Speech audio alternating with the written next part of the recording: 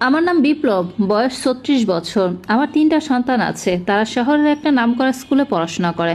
আমি আমার ৩ সন্তানকে ভীষণ ভালোবাসি, আর ওদের ভালো ভবিষ্যতের জন্য আমি খুব পরিশ্রম করি। আমার নিজের একটা কাপড়ের দোকান আছে, যেটা আজকাল খুব কম চলছে।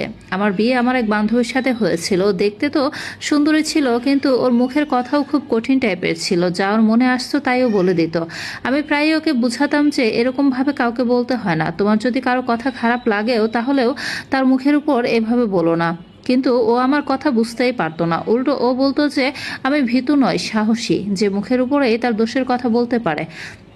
আমার ওর এই অভ্যাসটা একদমই পছন্দ হতো না, কিন্তু বেশিরভাগ সময় আমি ওর এই খারাপ অভ্যাসকে না দেখার মতো করে এড়িয়ে যেতাম। ওর এই অভ্যাসের কারণে আজকাল আমি ওর থেকে একটু দূরে দূরে থাকি। কাউকে কিছু বলার আগে এটা তো খেয়াল রাখা দরকার যে যাকে বলছে এই কথাটা তার খারাপও লাগতে পারে। আজকাল দোকানে বিক্রি কম হওয়ার কারণে আমি খুবই টেনশনে ছিলাম। আমি ভগবানকে বিশ্বাস করা ব্যক্তি। দোকান খোলার আগে আমি পূজা পাঠ করতাম এবং ভগবানের কাছে প্রার্থনা করতাম ভগবান আমার ব্যবসা যেন ফুলে ফেঁপে ওঠে। কিন্তু আমার মনে হয় ভগবানও আমার উপর রেগে আছেন। একদিন আমি দোকানে বসেছিলাম, সকাল থেকে দুপুর হয়ে গেছে, কিন্তু একটা গ্রাহকেরও মুখ দেখতে পেলাম না। গরমের সময় কারেন্টও ছিল না। গরমের কারণে আমার অবস্থা খারাপ, তাই আমি হাত পাখা দিয়ে বাতাস করছিলাম। হঠাৎ আমার নজর সামনের কাপড়ের দোকানের উপর পড়লো, যেখানে একের পর এক গ্রাহক আসছে আর অনেক অনেক জিনিস কিনে নিয়ে চলে যাচ্ছে। এরকম নয় যে আমার দোকান ছোট বা ভালো কাপড় নেই, আমার কাছে সব ধরনের কাপড়ই ছিল, কিন্তু তবুও মানুষ আমার দোকানে কমই আসতো। আমি সেই দোকানের দিকে এক নজরে তাকিয়েছিলাম, তখনই হঠাৎ এক সাইড থেকে এক ভিখারিনী এসে আমার দোকানের সামনে দাঁড়িয়ে হাত পেতে আমার কাছে কিছু চাইতে লাগলো। আমার সমস্ত ধ্যান সামনের দোকানের দিকে ছিল। আমি মনে মনে ভগবানকে অভিযোগ করলাম যে কেন আমার দোকানে খরিদ্দার আসে না। তখন আবার ওই ভিখারিনী জোর গলায় বলল, বাবুজি, আমাকে একটা কাপড় দিন। ওর তীক্ষ্ণ আর জোরালো আওয়াজ শুনে আমি চমকে উঠে ওর দিকে তাকালাম, আর ওকে দেখতেই থাকলাম। উচ্চ লম্বা একটা সুন্দরী যুবতী মেয়ে, একটা ছেঁড়ে ফাটা পুরনো কাপড় পরেছিল, যেটা খুব নোংরা হয়ে গিয়েছিল। পায়ে একটা পুরনো চপ্পল ছিল, কিন্তু ওর গায়ের ফর্সা রং, নাকের উপর একটা নথ চকচক করছিল, যেটা ওর গোল মুখের উপর খুব সুন্দর মানিয়েছিল। মুখের বিভিন্ন জায়গায় মাটি লেগেছিল, তবুও ওকে দেখতে ভালোই লাগছিল। আমি ওকে দেখলাম তো দেখতেই থাকলাম। ওর মুখে এতটা সরলতা ছিল যে ওকে দেখে আমার মন ভরছিল না। সে আমাকে উদাস দেখে আবার বলল, বাবুজি, কোনো একটা কাপড় দিয়ে দিন না, আমি একটা ভিখারি। ওর অনুরোধ শুনে আমার হুঁশ ফিরে এলো। আমি ওর দিকে ধ্যান দিতে দেখলাম ও আশ্চর্য চোখে আমার দোকান দেখতে লাগলো। আমি বললাম, কাপড় তো দেবো, কিন্তু আগে বলো তুমি কে। ও কাপড়ের থেকে নজর হাটিয়ে আমাকে দেখলো আর বলল, আমার নাম টিনা, আর আমি একজন ভিখারিনী। আমার ওর নামটা খুব ভালো লাগলো। আমি আবার জিজ্ঞাসা করলাম যে কোথা থেকে এসেছো তুমি। ও বলতে লাগলো, এখান থেকে কিছুটা দূরে একটা ফাঁকা জায়গায় একটা ঝুপড়িতে থাকি। আমি ওর কথা শুনে মাথা নাড়িয়ে দিলাম, আর একটা ভালো দেখে কাপড় বের করে ওকে দিয়ে দিলাম, আর বললাম, এবার খুশি তো। নতুন কাপড় পেয়েও খুব খুশি হলো। সে কাপড়টা মাথায় জড়িয়ে বলতে লাগলো, আমাকে সুন্দর লাগছে না। মেয়েটি সত্যি কথাই বলছিল, এই কাপড়টাতে ওকে খুব সুন্দর লাগছিল। আমি বললাম, হ্যাঁ, খুব ভালো লাগছে। সে আবারও আমাকে ধন্যবাদ দিয়ে ওই কাপড়টা নিজের থলির মধ্যে ঢুকিয়ে মনে মনে কিছু গুনগুন করতে করতে দোকান থেকে বেরিয়ে নিজের রাস্তায় চলে গেল। আমি এখনও ওর গুনগুনানি আর ওর চেহারার কথাই মনে মনে ভাবছিলাম। ওর যাওয়ার মাত্র মিনিট পাঁচেক পরে একজন মহিলা দোকানে কাপড় কিনতে এসে পড়েন। আমি সেই ভিখারিনীকে আমার মাথা থেকে বের করে দিয়ে সবেমাত্র সেই মহিলার থেকে ফ্রি হয়েছি, তখনই আরও 2-3 জন মহিলা আমার দোকানে এসে পড়েন আর কাপড় দেখতে থাকলেন।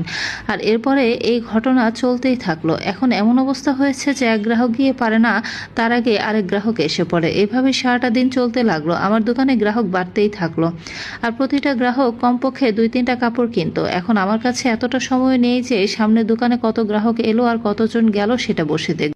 সারাদিন আমার দোকানে গ্রাহকের লাইন লেগেই রইল। সন্ধ্যা হতে হতে আমার দোকানের অনেক কাপড় বিক্রি হয়ে গেল। আজকে প্রথমবার এতগুলো গ্রাহককে শান্ত করে আর নিজের প্রায় খালি দোকানের দিকে তাকিয়ে অবাক হয়ে গেলাম যে আজকে এসব হলো কিভাবে। একদিনেই এত গ্রাহক এলো আর প্রায় পুরো দোকান খালি করে দিয়ে গেল। আমি সমস্ত টাকা পয়সা এক জায়গায় করে আবার কাপড় কিনে এনে দোকান ভরে নিলাম, আর যেই টাকা বাঁচলো সেটা নিয়ে বাড়িতে চলে এলাম। বাড়িতে এসে আমার বউকে এসব কথা বললাম, যেটা শুনে সেও খুব খুশি হলো আর ভগবানকে ধন্যবাদ দিল। পরের দিন রুটিন অনুযায়ী আমি আবার দোকানে গেলাম আর গ্রাহকের জন্য অপেক্ষা করতে লাগলাম। কিছু সময় পরে আবার সেই ভিখারিনী আমার দোকানে এলো, কিন্তু আমি এটা দেখতে অবাক হলাম যে সে কাল যে ড্রেস পরেছিল সেই নোংরা ড্রেসটাই আজকেও পরে আছে। যদিও কালকে আমি তাকে একটা নতুন কাপড় দিয়েছিলাম, তবুও সেই নোংরা পুরনো কাপড়টাই পরে এসেছে। কিন্তু ওকে আমার ভালো লেগেছে, ওকে দেখে আমার মন অনেকটা হালকা হয়ে গেল। কিন্তু সে কালকের মতো আজকেও বলল, বাবুজি, আমাকে একটা কাপড় দিন। সে এত নরম আর সুন্দর শব্দে আমার কাছে কাপড় চাইলো যে আমি না করতে পারলাম না। তার উপর ওর সরল মুখ দেখে আমি কোনোভাবেই না করতে পারলাম না, তাই আমি ওকে কিছু না বলে একটা কাপড় দিয়ে দিলাম। আজকে আবার সে আমার দেওয়া কাপড়টা মাথায় নিল। কাপড়টা নীল রঙের ছিল, ওর ফর্সা রঙের সঙ্গে সেটা খুব মানিয়েছিল। সে আজকে আবার জিজ্ঞাসা করলো, বাবু আমাকে ভালো মানিয়েছে না? আমি বললাম, হ্যাঁ তোমাকে খুব সুন্দর লাগছে। আমার কথা শুনে সে ঝট করে কাপড় উঠিয়ে দোকান থেকে বাইরে বেরিয়ে গেল, আর আমি ওর দিকে তাকিয়ে ওর যাওয়া দেখতে লাগলাম। ওর যাওয়ার কিছুক্ষণ পরে আজকেও গ্রাহকের ভিড় লেগে গেল। একের পর এক গ্রাহক আসতেই থাকলো, আর আমি সারাদিন তাতেই ব্যস্ত থাকলাম। একের পর এক গ্রাহক সামলাতে সামলাতে আমি ক্লান্ত হয়ে গেলাম। দুপুরের খাওয়ার সময় হয়ে গেছে, কিন্তু এখনও দোকানে এত ভিড় ছিল যে ভিড় কম হওয়ার নামই নিচ্ছিল না। আমি মনে মনে ভাবলাম, আমি একা তো সামলাতে পারছি না, তাই কোনো ছেলেকে কাজে রাখতে হবে। সেদিনও আমার চিন্তা ভাবনার চেয়ে বেশি বিক্রি বাট্টা হলো, আর তাই আমি খুব খুশি ছিলাম। সেদিনই সন্ধ্যাবেলা আমি একটা ছেলেকে দোকানে কাজ করার জন্য রাখলাম। আমি ওকে বললাম, মাসের শেষে আমি তোমাকে বেতন দেব, আর ছেলেটিও রাজি হয়ে গেল। এভাবেই ওই ছেলেটি আমার দোকানে কাজ করতে লাগলো।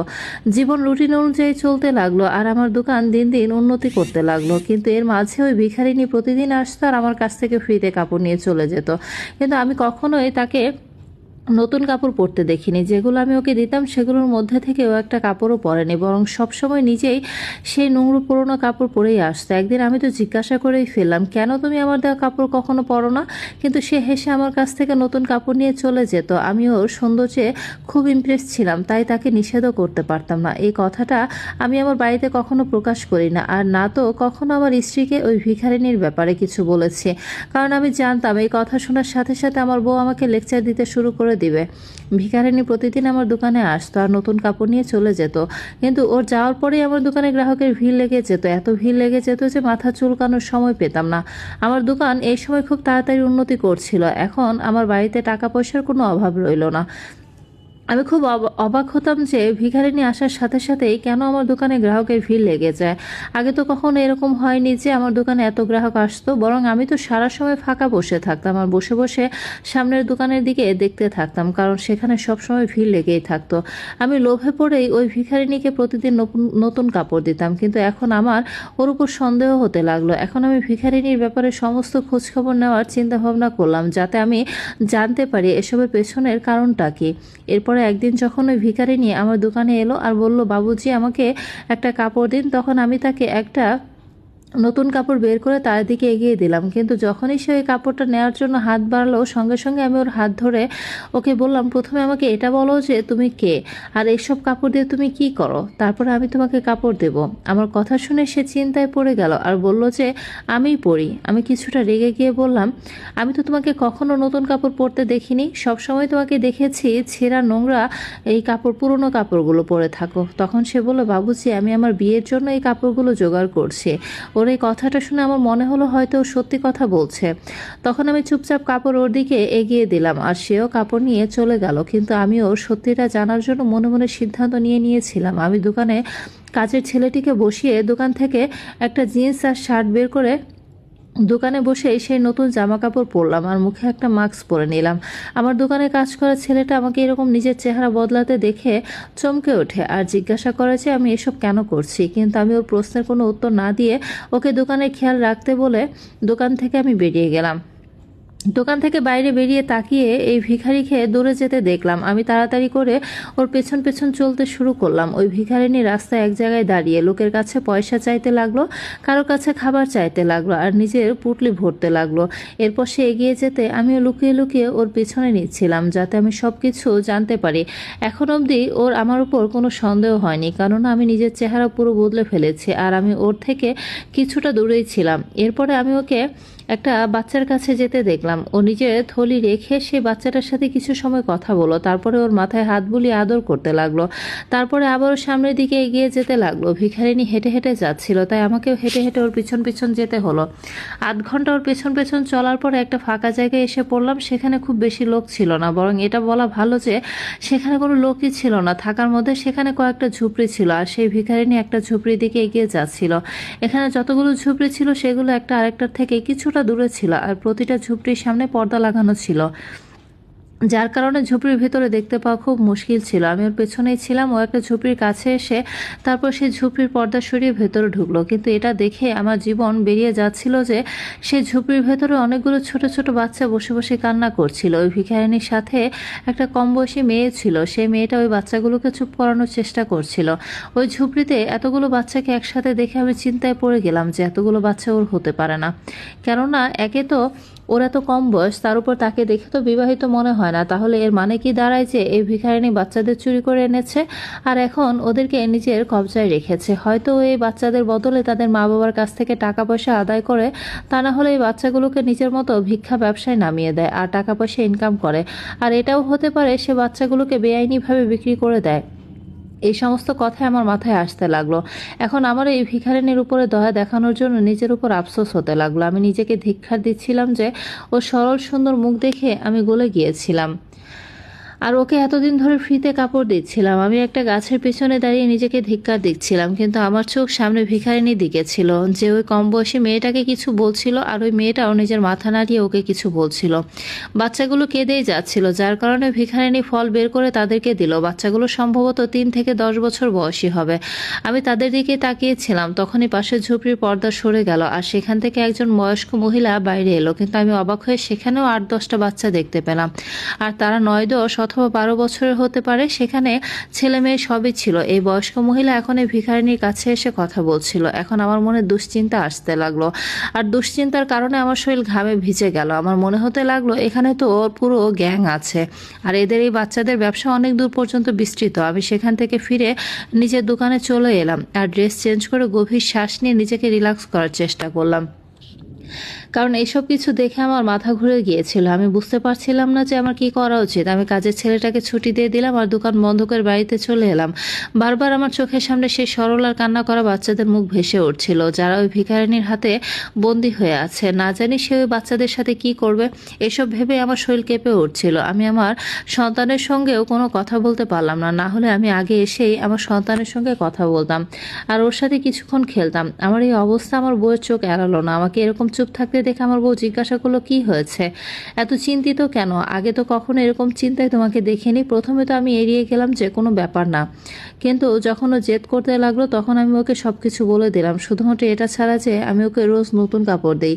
যদি আমি ওকে এই কথাটা বলে দিতাম তাহলে ও আমাকে বোকা গাধা ভেবে বোঝাতে শুরু করে দিত যে তুমি এটা কেন করলে, ফ্রিতে এতগুলো কাপড় দিয়ে দিয়েছো কেন। আমার সমস্ত কথা শুনে আমার বউ চিন্তায় পড়ে গেল, কেননা এটা ছোট ছোট বাচ্চাদের জীবনের প্রশ্ন। হঠাৎ বললো, এসবের একমাত্র সমাধান হচ্ছে পুলিশ। তুমি পুলিশকে সবকিছু বলে দাও যাতে তারা নিজেরাই ওই বাচ্চাগুলোকে উদ্ধার করে তাদের বাবা মায়ের হাতে পৌঁছে দিতে পারে। একমাত্র এভাবে তোমার টেনশন কমবে।